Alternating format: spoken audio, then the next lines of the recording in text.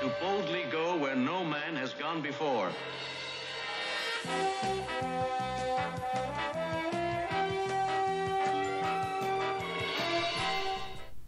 Hey everybody, welcome back to Star Trek, A Voyage to the Animated Stars. This is the third episode.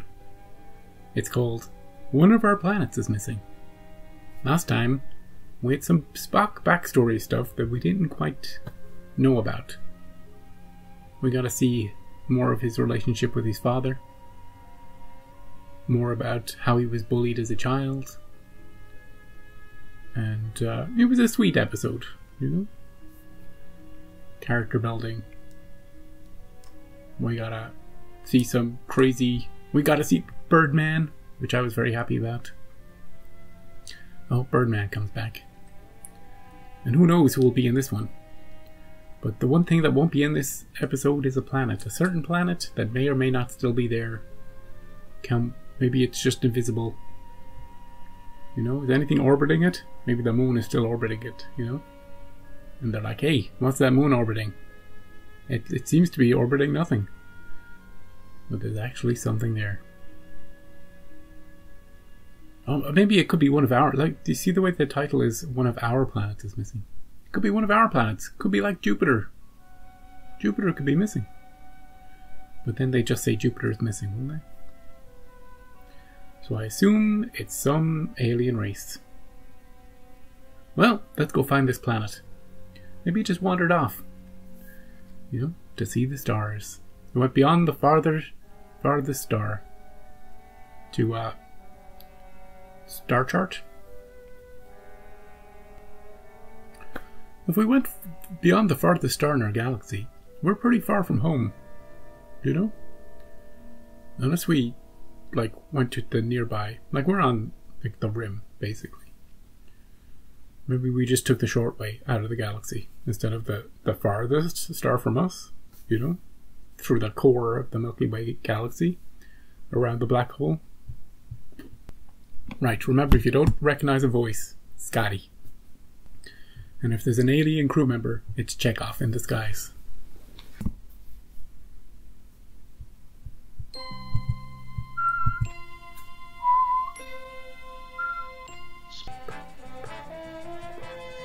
There's a planet. I see one. Top right. See it? It's kind of bluey. Blue-greeny.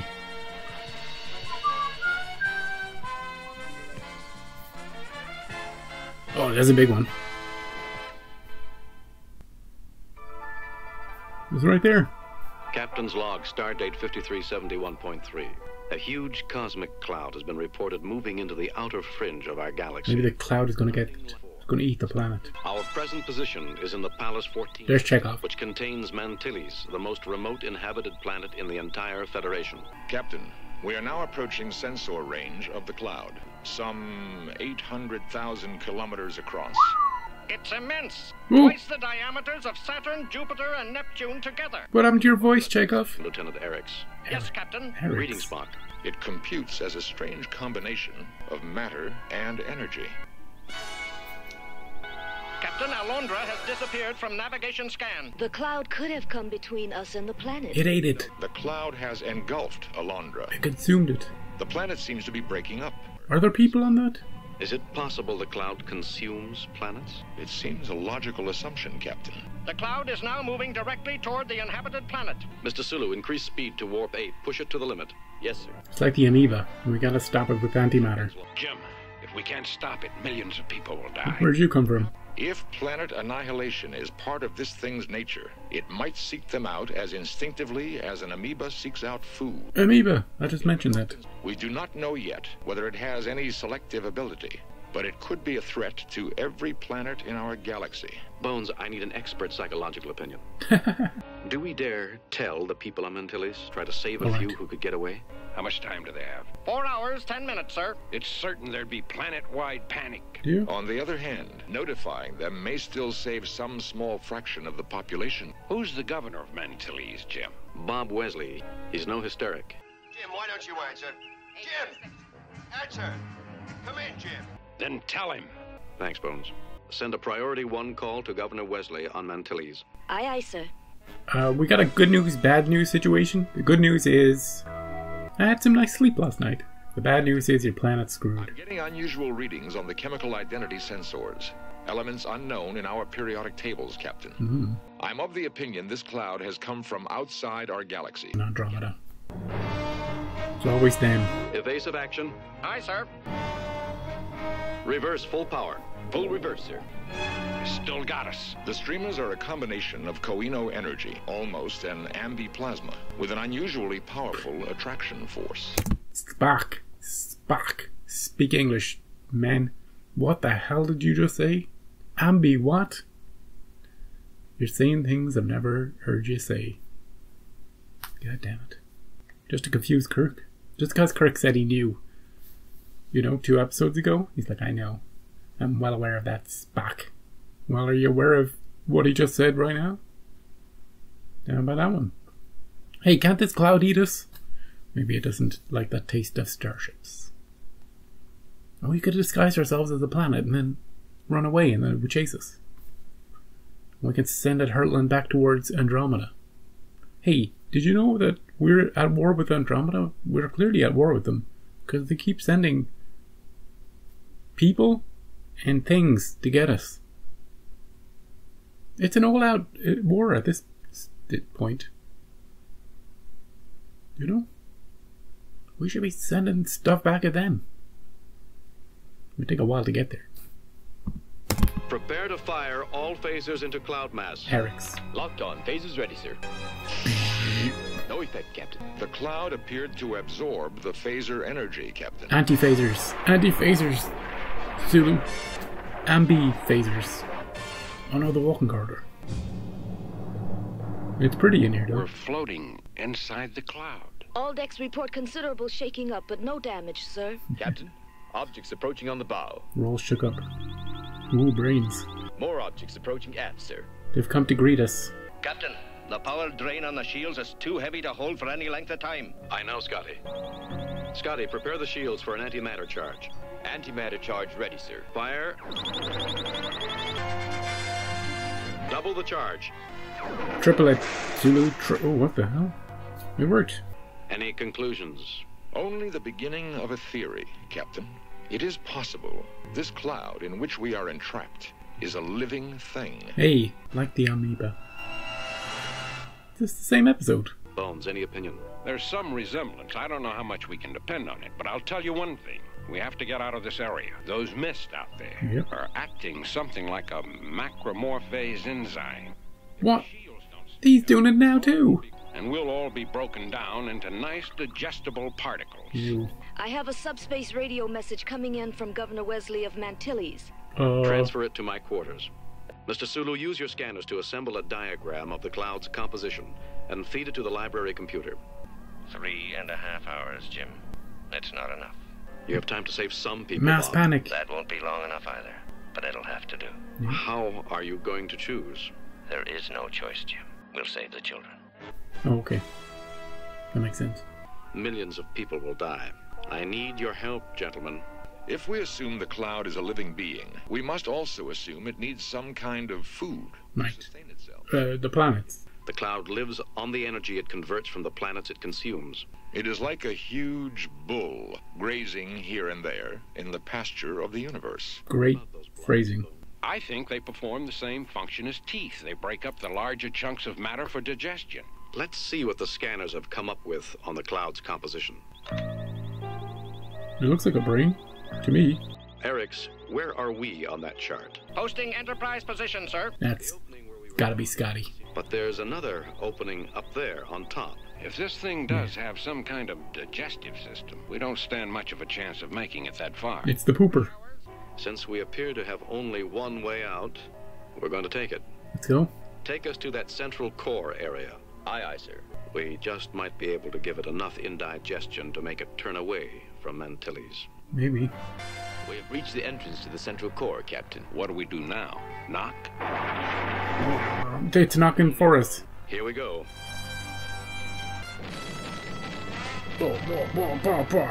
I think we're in what corresponds to the small intestine. It's like Fantastic Voyage, this, isn't it? Captain, Those villi are antimatter. If the Enterprise touches one of them, yeah, we'll explode. We're done for. Mr. Sulu, keep the deflectors up at all costs. Scott to bridge. Keeping the deflectors this high is putting an enormous strain on the engine. Yeah. Especially the antimatter. How much time do we have? 21 minutes, sir. No. But if the indicator goes below 2 anti-kilos, the engines won't regenerate. Anti-kilos? He's doing it. Try to make your way through to the opening on the other side. Yes, sir. We've already expanded our vocabulary this episode. I can't hold it on course, sir. Smashed Increase through deflector it. screens to maximum. Screens to maximum, sir. Go to warp 8, Sulu.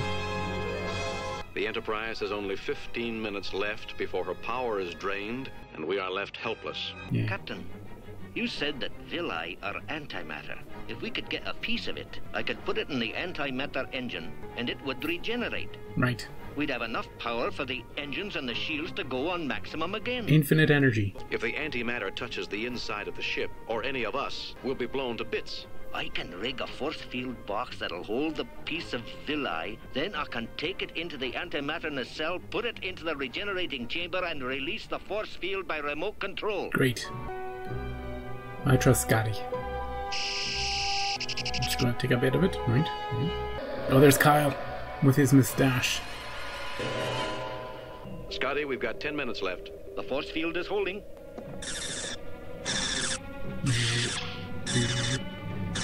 Never seen this one before. Well, that gives us 2 minutes. Open it.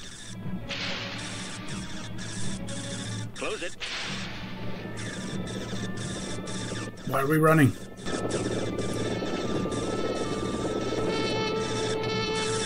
Stabilizing. Scotty, you've just given the Enterprise and Mantilles a chance to live.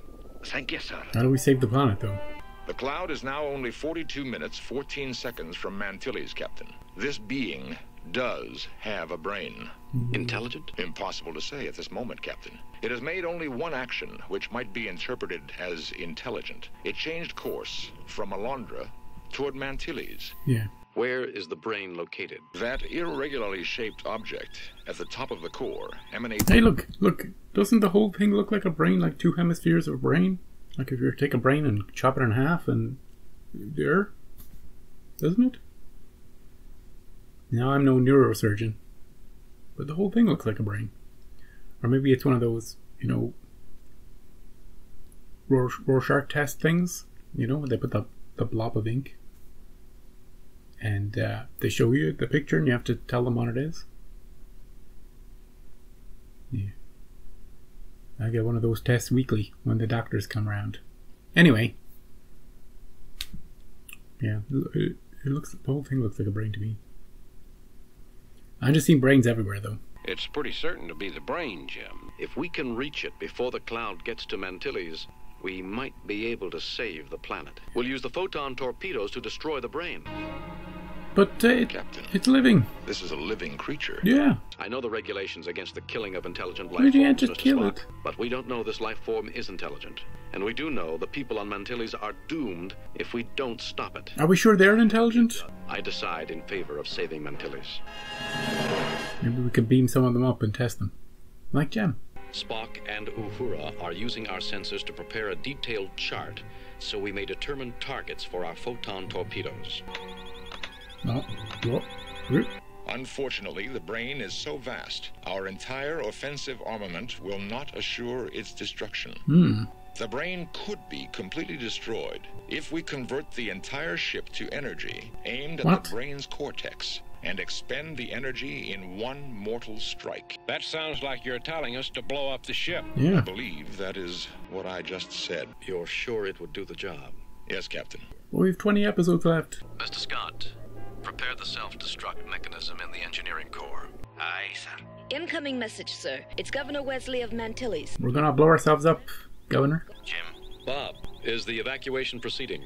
there was some hysteria at the beginning, but most agreed to let the children be taken off first. At the beginning, like 20 minutes ago? Only 5,000 children out of 82 million people. I know. 31 minutes and 4 seconds to Mantilles, sir. Bob, where's Katie? Here with me. Don't worry, Bob. She'll be all right. Goodbye.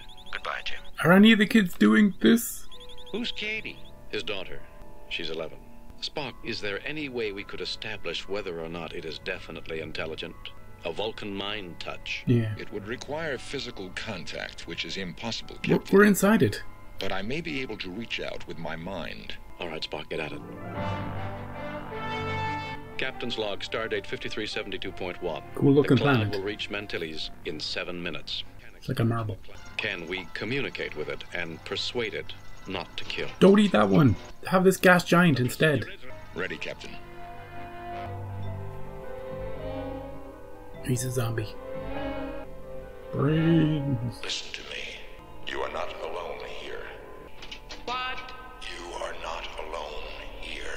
I am another being. Being? Where? I am inside you. Yeah. Inside? Within me? I am very small. We are in a spaceship within you. Within me? We're tiny. Within you. Why? Why you think to me? Many of us live on the things you consume. Yeah, the planets. Things I consume? Yes, the spherical thing ahead of you. The matter you intend to consume. Sense it closely. Yes, skip it. Perceive many somethings. Yeah, great. So small. Yeah, They tiny. are beings. They're tiny. They will all die if you consume that thing. Yeah, some of them don't deserve that. I'm going to come into your thoughts. And at the same time, you will come into mine. Oh, jeez. Necessary? Yes, Intimate. very. Proceed. Nurse Chapel's finally getting lucky. I mean, the entity. The entity. Holmes. He's the cloud. Oh, is he? His thoughts are here. Hey, Cloud. We're the tiny little beings. Hello. Don't move. Put some views of the Earth onto that screen. Yes, sir. The good ones, though. Not the bad ones. This is the thing we come from. Lieutenant, this is what I want.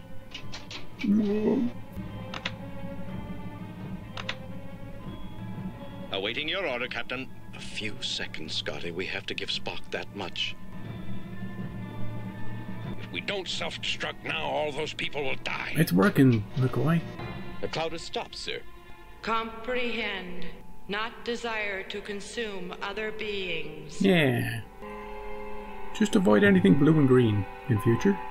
You do not desire to consume other beings. It would be best if you return to your origin the way you came. Will you do this? Will return to origin place. Take that, Andromeda. Contact Governor Wesley. Tell him to bring his ships back. Spock, you did it. The cloud is leaving. There is a grid at the top of the brain core. We can escape the cloud through it. Great. Mr. Sulu, let's get out of here through that grid. Yes, sir. Thanks, Zulu. What did you perceive? The wonders of the universe, Captain. Completely incredible. We're out.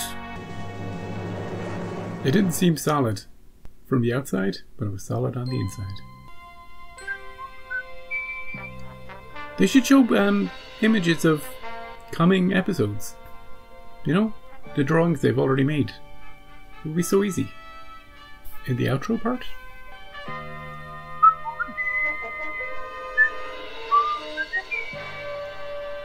Unless they're working by the seat of their pants.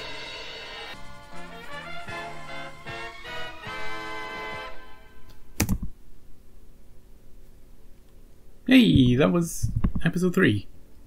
One of our planets is missing. Which is one way to describe the episode. It was a retelling of the Amoeba episode a little bit. Also a retelling of the Doomsday Machine a little bit. It was sort of a Doomsday Machine and Amoeba combined. And presumably from Andromeda, where all the best things are made, and none of which we actually want. They never send us anything good. You know? Like a gift basket with muffins, Andromeda muffins. They never do that. We need to go there. Hey, if I'm writing Star Trek in the future, If anybody lets me anywhere near a franchise, I don't think, have we gone to Andromeda yet? I know it's vastly far away. You know, we'd need some sort of extra transportation, maybe some sort of wormhole, you know, some sort of instant link to it. You know, ambi wormhole. Isn't that right, Spack? I want to see what's going on over there. Maybe it's a whole united galaxy, and they're super pissed off at us, and that's why they keep sending shit out our way. I don't think so. I mean, we know the Kelvins are from there. We know the little puppet people from Catspore that are from there. We know the Doomsday Machines from there. The Amoeba's probably from there. Those brains in Operation Annihilator from there. And a bunch of other things that I can't even remember. And this thing. It seemed sweet. You know, once we contacted it, it was just a misunderstanding. It didn't know what it was doing. It couldn't detect our life forms because we were so tiny. Spock had to really get through to it. We finally saw that little alien dude. Eric's. So not Chekhov then. Not Chekhov in disguise. There goes that theory. I presume voiced by James Doohan. He got a very squeaky voice. You know, a very put-on voice, which means it's somebody doing a voice from our main cast.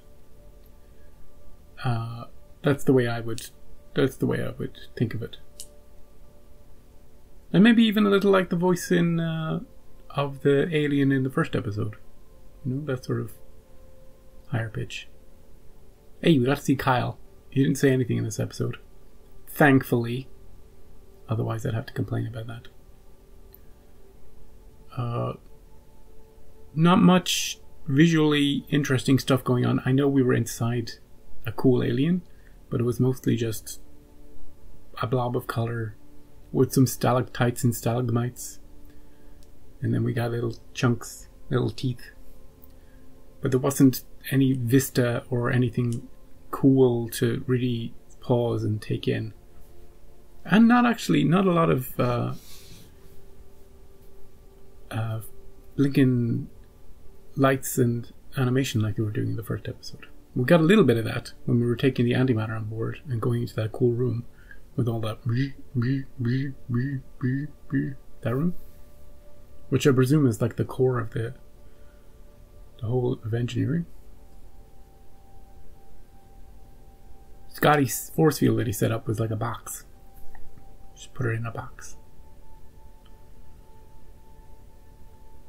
But yeah, mostly it was just getting some feedback. I love the way McCoy just appears on the bridge. I'm not sure if he was there at the beginning of the episode, but he's just there. When he needs to be, when he's got a line of dialogue, he's there. One thing we haven't seen yet, maybe, we have not seen sickbay in the first three episodes. McCoy's always been on the bridge or in the transporter room. I don't think we've been to sickbay because I would have. Oh no, I would have seen it. We would have known. We'd remember that. The dials, the leg machine, the skull room, the drinks cabinet. You know, that would be so easy to draw though. Anybody could draw that. I could draw that. Not very well. I could draw it though. I could give you a child's scribble of it. There was a lot of lines of dialogue. There was a couple in this episode about drawn up charts. We did get to speak to a man on a planet though, who was described as not being hysteric, which is another way of saying he'll take this news as good as anybody can take it, and he won't cause a mass panic. Well, there was mass panic for about 20 minutes, but it calmed down pretty quickly, and now we're saving 4,000 children. Yeah, I don't think he was saving his daughter. I don't think he was putting his daughter up onto a ship. I think she was going to stay with him, which I kind of respect. You know, a leader, not. You know. but then I kind of don't respect it, depending on which decision he made. As a leader, it's a great symbolic thing not to put your own family first, right? But as a father, get your child on the ship. You know, get a cardboard cut out of her. Yes, she's here with me. We're going down together with the planet. Captain and his family stays on the planet. Push Janie on the frickin' ship.